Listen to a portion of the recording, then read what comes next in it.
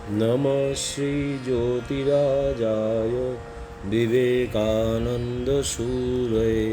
सच्चिदसुखस्वरूपाय স্বামিনে তাপহারিণে। স্বামী শিষ্য সংবাদ সপ্তদশ বল্লী। শ্রী শ্রী মাতা ঠাকুরানীর অনুমতি লইয়া ব্রহ্মচারী কৃষ্ণলাল মহারাজ সপ্তমীর দিনে পূজকের আসনে উপবেশন করিলেন। কৌলাগ্রণী তন্ত্রমন্ত্র কবিদ ঈশ্বরচন্দ্র ভট্টাচার্য মহাশয় শ্রী শ্রী মাতা ঠাকুরানীর আদেশে সুরগুরু বৃহস্পতির ন্যায় তন্ত্রধারকের আসন গ্রহণ করিলেন। যথাশাস্ত্র মায়ের পূজা নির্বাহিত হইল। কেবল শ্রী শ্রী মাতা ঠাকুরানীর অনভিমত বলিয়া মঠে পশু বলিদান হইল না।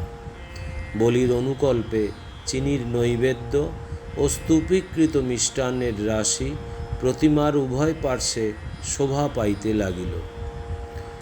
গরিব দুঃখী কাঙাল দরিদ্রদিগকে দেহধারী ঈশ্বর জ্ঞানে পরিতোষপূর্বক ভোজন করানো এই পূজার প্রধান অঙ্গরূপে পরিগণিত হইয়াছিল।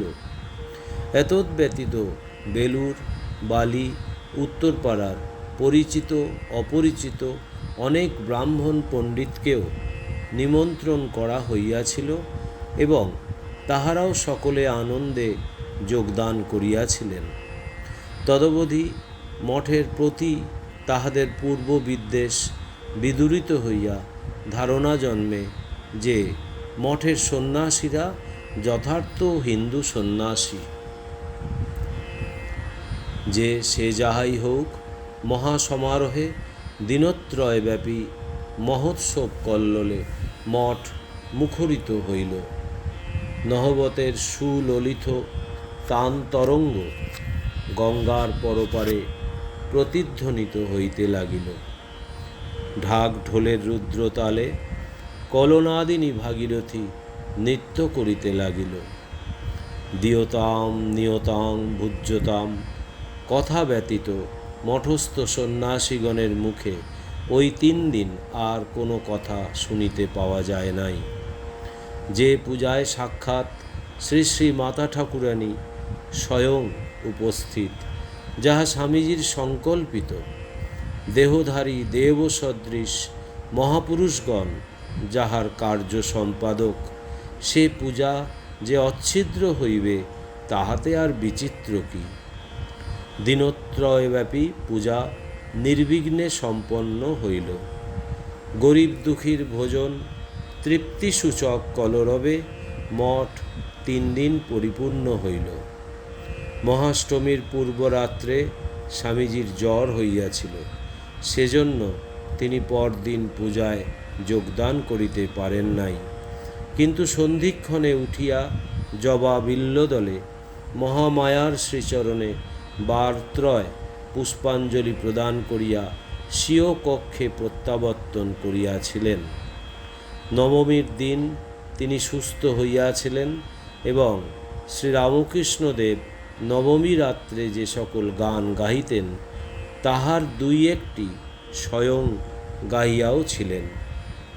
মঠে সে রাত্রে আনন্দের তুফান হইয়াছিল। নবমীর দিন পূজা শেষে শ্রী শ্রী মাতা ঠাকুরানীর দ্বারা যজ্ঞ দক্ষিণান্ত করা হইল।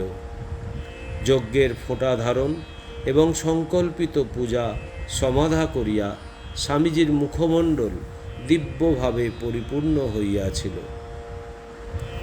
দশমীর দিন সন্ধ্যান্তে মায়ের প্রতিমা গঙ্গাতে বিসর্জন করা হইল এবং তৎপর দিন শ্রী শ্রী মাতা ঠাকুরানীও স্বামীজি প্রমুখ সন্ন্যাসীগণকে আশীর্বাদ করিয়া বাগবাজারে পূর্বাবাসে প্রত্যাগমন করিলেন।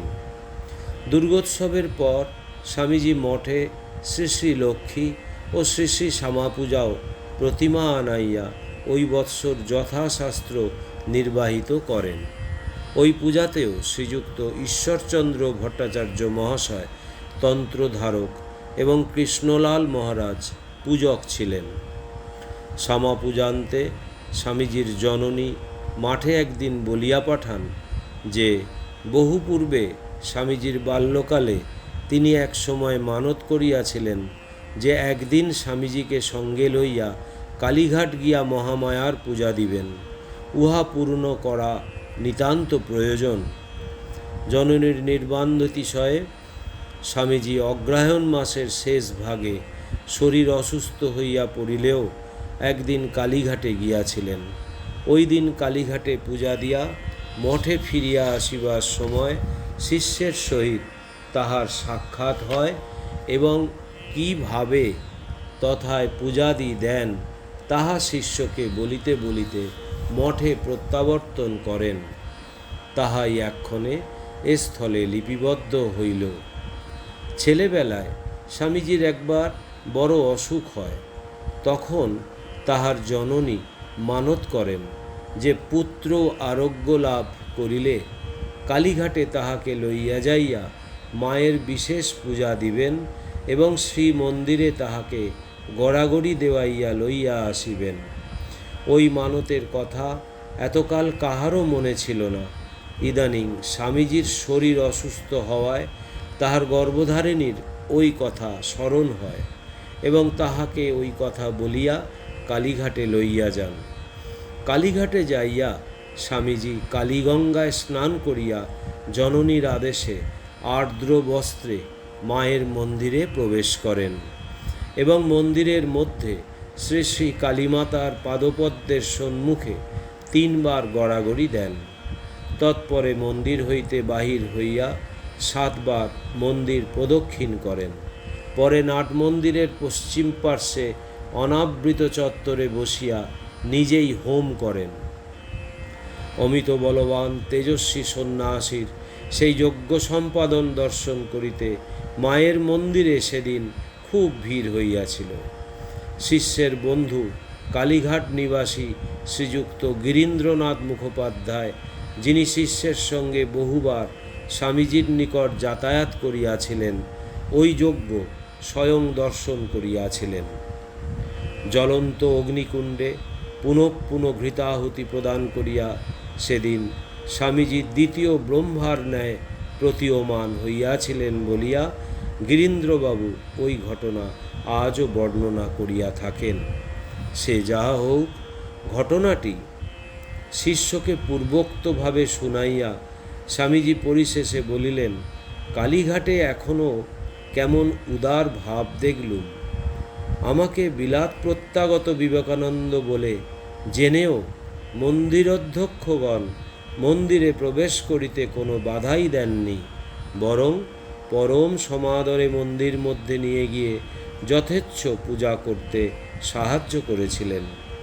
এই রূপে জীবনের শেষ ভাগেও স্বামীজি হিন্দুর অনুষ্ঠেয় পূজা পদ্ধতির প্রতি আন্তরিক ও বাহ্য বহু সম্মান প্রদর্শন করিয়াছিলেন।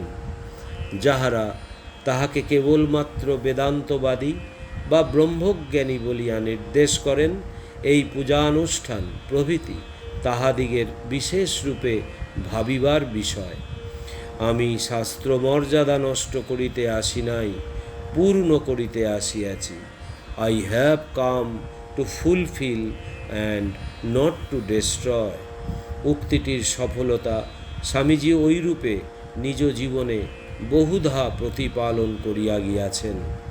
বেদান্ত কেশরী শ্রী শ্রী শঙ্করাচার্য বেদান্ত নির্ঘোষে ভুলক কম্পিত করিয়াও যেমন হিন্দুর দেবদেবীর প্রতি সম্মান প্রদর্শন করিতে ত্রুটি করেন নাই, ভক্তি প্রণোদিত হইয়া নানা স্তবস্তুতি রচনা করিয়াছিলেন, স্বামীজিও তদ্রূপ সত্য ও কর্তব্য বুঝিয়াই পূর্বোক্ত অনুষ্ঠান সকলের দ্বারা হিন্দু ধর্মের প্রতি বহু সম্মান প্রদর্শন করিয়া গিয়াছেন।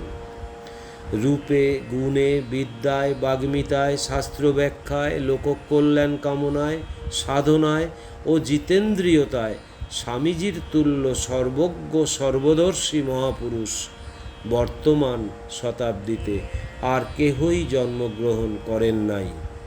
ভারতের ভবিষ্যৎ বংশাবলী ইহা ক্রমে বুঝিতে পারিবে। তাহার সঙ্গ লাভ করিয়া আমরা ধন্য ও মুগ্ধ হইয়াছি বলিয়াই এই শঙ্করোপম মহাপুরুষকে বুঝিবার ও তদাদর্শে জীবন গঠন করিবার জন্য জাতি নির্বিশেষে ভারতের যাবতীয় নরনারীকে আহ্বান করিতেছি। জ্ঞানে শঙ্কর, সহৃদয়তায় বুদ্ধ, ভক্তিতে নারদ, ব্রহ্মতায় শুকদেব, তর্কে বৃহস্পতি, রূপে কামদেব, সাহসে অর্জুন এবং শাস্ত্রজ্ঞানে ব্যাসতুল্য স্বামীজির সম্পূর্ণতা বুঝিবার সময় উপস্থিত হইয়াছে।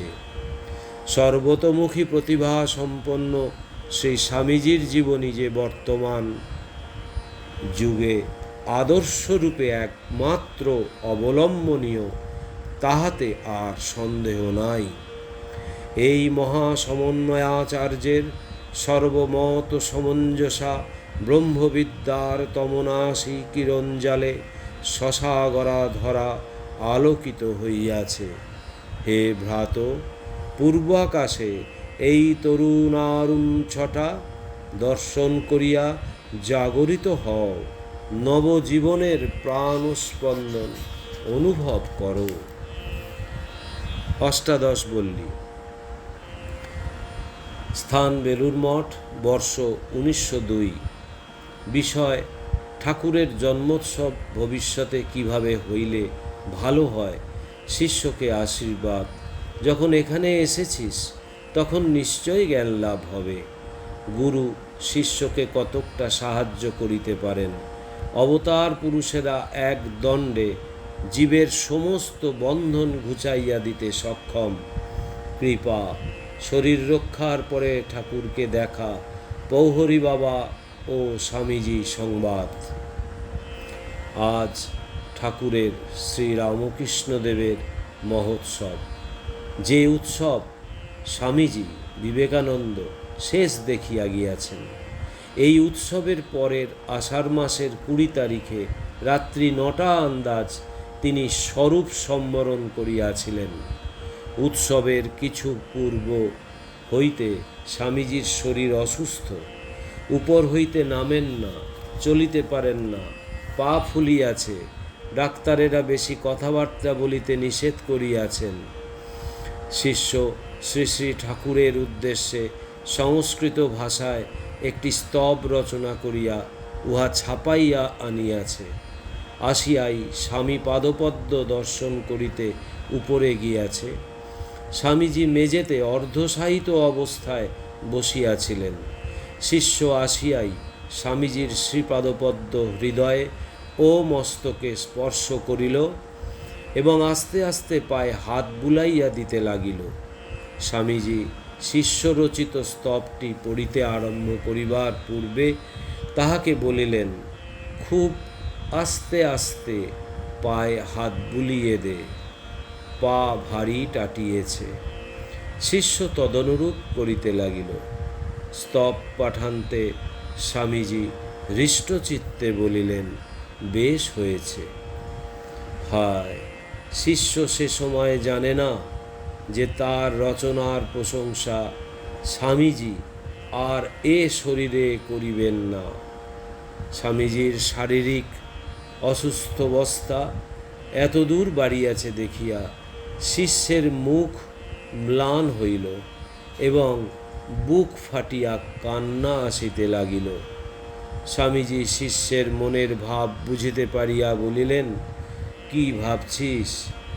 শরীরটা জন্মেছে, আবার মরে যাবে।